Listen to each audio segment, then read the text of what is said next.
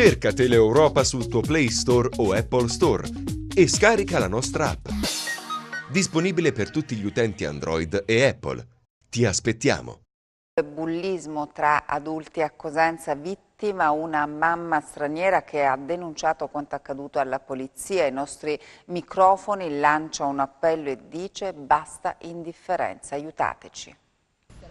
Ci chiede riservatezza, le trema la voce mentre racconta di essere stata aggredita. Il coraggio lo ha trovato nel diario di sua figlia. La bambina, che frequenta le scuole primarie, ha disegnato quello che ha visto, e cioè sua mamma che veniva spinta e schiaffeggiata dalle mamme delle sue compagne di classe, perché la calligrafia della piccola è chiara: mia mamma non lavora e non ha potuto dare i soldi per il regalo della maestra. Io ho dichiarato che non aveva soldi in questo momento per versare, però loro hanno detto che loro nemmeno non hanno soldi, però fanno qualche cosa, salti mortali, eccetera eccetera, e poi hanno iniziato praticamente a provocarmi mentre io sono stata, hanno iniziato a pizzicarmi di braccio, eccetera, una cosa proprio spaventosa. Praticamente mi hanno dichiarato che sono brutta straniera, morta di fame, non devo dimenticare da dove mi trovo e devo andare da dove sono venuta,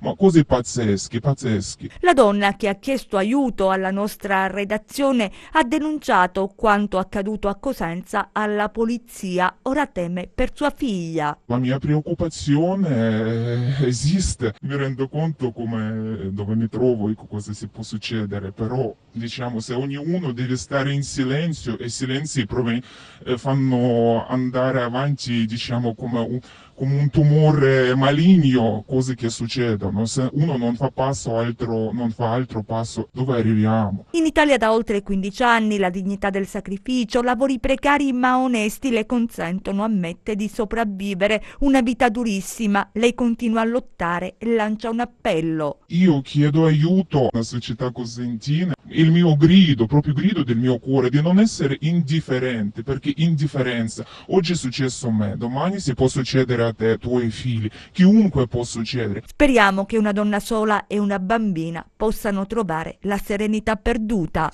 Cerca Teleeuropa sul tuo Play Store o Apple Store e scarica la nostra app. Disponibile per tutti gli utenti Android e Apple. Ti aspettiamo.